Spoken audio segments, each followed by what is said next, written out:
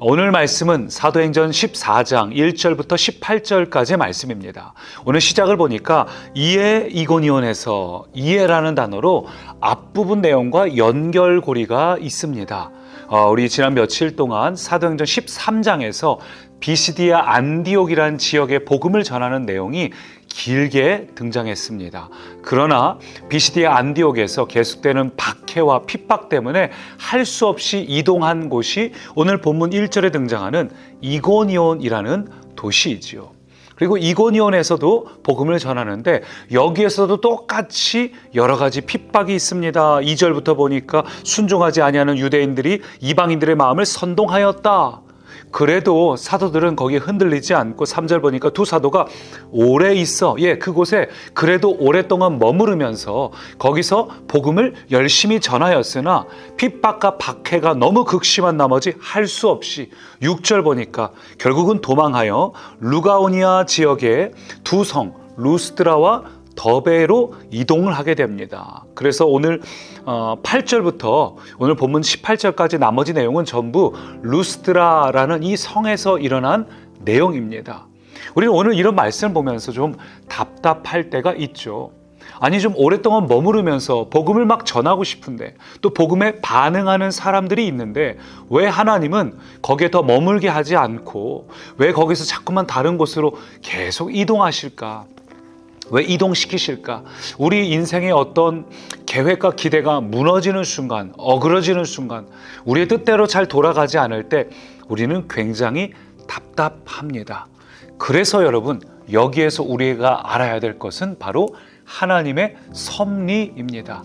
우리가 그동안 계속해서 하나님의 섭리에 대해서 주일에도 나누고 했는데 하나님의 섭리를 인정하는 것이 너무나 중요합니다. 우리는 우리의 속도, 우리의 시간표, 우리의 계획, 우리의 기대한 대로 갈 것을 바라지만 하나님은 하나님의 섭리를 더 중요하게 여기십니다. 오늘 본문을 보니까 왜 루스드라로 갔는가? 그 이유가 루스드라에 도착해 보니까 알 수 있어요. 보니까 루스드라에서 8절, 9절, 10절 보니까 태어나면서부터 걷지 못하던 한 사람이 있는데 이 사람이 복음을 듣고 일어나게 되는 놀라운 기적이 기록되어 있습니다. 그래서 하나님께서는 그 앞에 지역에 오래 머무르는 것이 아니라 이 루스드라에 있는 이 병자, 이 걷지 못하는 사람을 빨리 일으켜 세워야 되는데 하나님의 계획과 하나님의 시간표, 모든 역사의 주인이신 하나님의 인도하심이 있었다는 것이지요.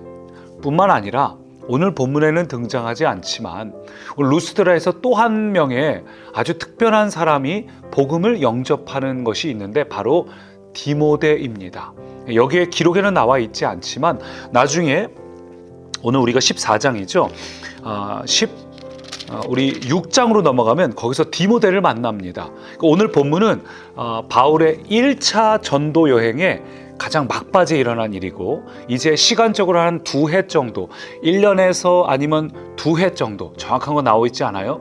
그 정도 뒤에 2차 전도여행을 나갈 때 2차 전도여행에 가장 첫 번째 도착한 곳이 오늘 본문 속에 루스드라에 가장 먼저 도착을 합니다. 거기서 만난 사람이 누구냐면 16장으로 가면 16장 1절 바울이 더베와 루스드라에도 이름에 거기 디모데라는 제자가 있으니 그 어머니는 믿는 유대 여자요 라고 말합니다. 그리고 3절 보니까 바울이 그를 데리고 떠나고자 할세. 그러니까 바울이 디모데를 이 전도 여행에 합류를 시킵니다. 그러니까 처음 본 사람인데 뭐 괜찮은지 어떻게 알고 합류를 시키겠습니까? 그래서 많은 학자들은 오늘 본문인 14장에서 루스드라에서 병자가 낫는 그 장면을 보면서 그곳에 있던 많은 유대인들이 예수님을 영접했을 거 아니에요? 그 중에 한 사람이 디모데의 어머니. 그는 원래 유대교였고 그러나 이 장면을 통해서 성경에 기록된 그 메시아가 예수님이시구나. 예수 그리스도를 구주로 영접했고 그의 아들이었던 디모데 역시 거기서 그 병자가 루스드라의 이 질병을 갖고 있는 이 사람이 평생 걷지 못했던 이 사람이 낫는 것을 보면서 그 역시 예수님을 구주로 영접하는 이런 하나님의 계획표, 시간표. 하나님은 2차 선교 여행 때 바울에게 디모데가 너무 필요했고 디모데가 거기서 바울을 통해 배우고 나중에 이 디모데를 통해서 수많은 교회들이 또 세워지는 이 하나님의 섭리, 하나님의 계획 때문에 하나님께서 오늘 바울을 계획보다, 생각보다, 바울의 기대보다 일찍 루스드라까지 떠미신 거지요. 우리 입장에서 보면, 당시의 바울의 입장에서 보면 그 앞에 지역인 이고니온이나 아니면 비시디아 안디옥에서 조금 더 오래 머물면서 말씀을 전하고 싶었을 때인데, 하나님께서 바울을 등 떠미셔서 루스드라로 빨리 보내신 것은 이러한 이유가 있었습니다. 그러니 여러분, 나는 좀 여기서 더 누리고 싶은데, 나는 여기서 좀 더 속도를 내고 싶은데, 우리의 속도를 주장하지 마시고 하나님의 섭리를 인정하시기 바랍니다.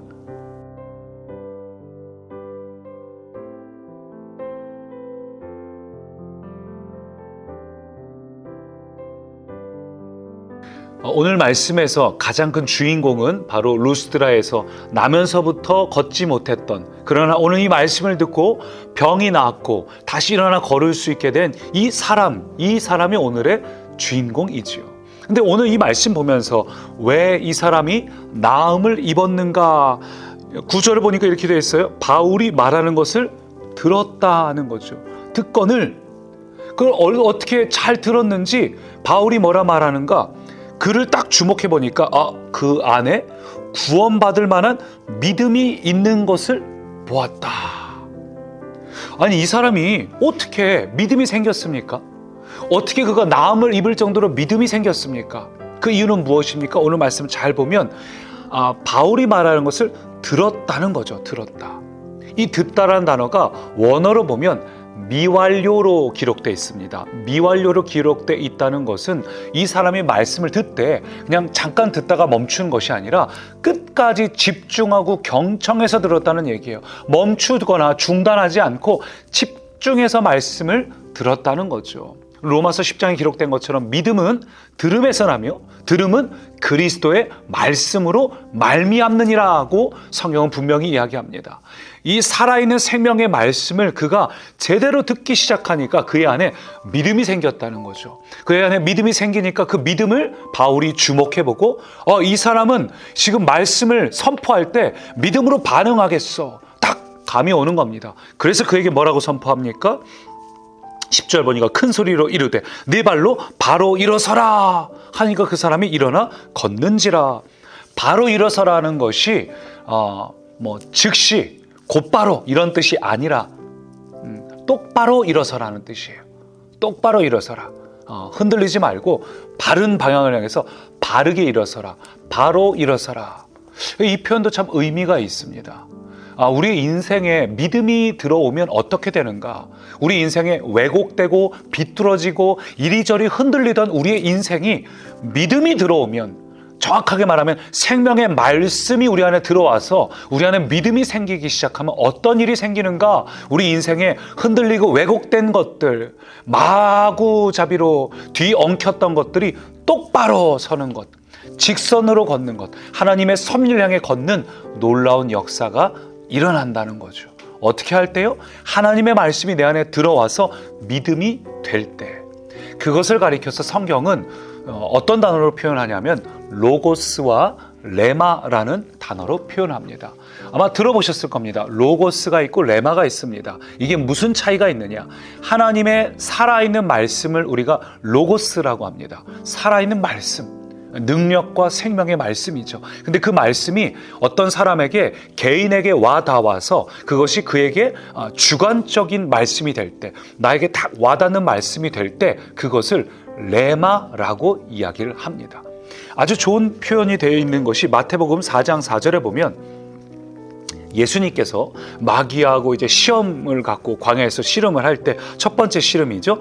돌들로 떡덩이가 되게 하라 하니까 마태복음 4장 4절 보니까 사람이 떡으로만 살 것이 아니요 하나님의 입으로부터 나오는 모든 말씀으로 살 것이라. 여기서 이 말씀이 레마입니다. 레마로 기록되어 있어요. 로고스라는 단어가 아니라 레마라는 단어로 사용되어 있습니다. 왜냐하면 이 레마라는 말씀으로 살 것이라 라고 말하고 있죠. 이 구절은 말씀을 그냥 먹으라가 아니에요. 요즘 성경 안 읽고 있죠? 성경 읽으세요가 아니에요. 그럴 땐 로고스일지 모르겠으나 이 말씀을 내가 듣고 내가 내 안에 흡수가 된 겁니다. 그래서 내가 살아있는 어떤 생명력, 밥을 굶어서 힘없는 상태가 아니라 밥을 먹어서 막 힘이 있는 상태, 그 말씀으로 살아내는 상태, 이럴 때 말씀은 레마가 되는 겁니다. 생명의 말씀이 로고스지만 그게 오늘 내 안에 들어와서 내게 어떤 힘이 되고 능력이 되고 나의 말씀이 되는 상태를 우리가 레마라고 말하는 것입니다.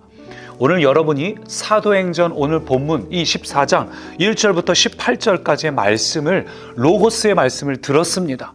그러나 오늘 여러분에게 각자에게 꼭 필요한 말씀이 오늘 여러분에게 심겨졌습니다. 그것이 레마입니다. 오늘 여러분에게 말씀이 로고스에서 그치지 않고 레마가 되기를, 레마까지 이어지기를 축원합니다. 오늘 이 말씀이 내 안에 흡수가 되어서 어떤 구절 하나가 내 안에 딱 박혀서 살아나야 됩니다. 그래요 주님, 오늘 이 말씀이 내게 들어와서 레마가 되어서 나는 더 이상 왜곡된 인생, 이리저리 흔들리고 갈팡질팡하는 인생이 아니라 이제는 바로 일어서라, 똑바로 가겠습니다. 하나님의 섭리를 신뢰하며 흔들리지 않고 갈팡질팡하지 않고 똑바로 가겠습니다. 여러분, 이런 믿음의 고백이 우리 안에 있기를 예수님의 이름으로 축원합니다. 살아계신 하나님, 오늘 우리에게 주신 이 말씀이 로고스에서 각자에게 심겨진 레마가 되게 하옵소서. 하나님의 섭리를 신뢰하며 똑바로 걸어가는 우리가 되게 하옵소서. 예수님 이름으로 기도드립니다. 아멘. 기록된 말씀 힘이 있어서 진리로 우리 거룩해 하며 거룩한 말씀 세세 영원히 복음이 되어 말씀하시네. 하나님 말씀에 두려워 떠는 자, 그 말씀에 생명을 거는 자 한 사람 찾으시는 주님의 약속을 믿어. 하나님 말씀에 운명을 거는 자, 순종하며 주 따라가는 자, 영원한 하나님 나라 이뤄갈 주의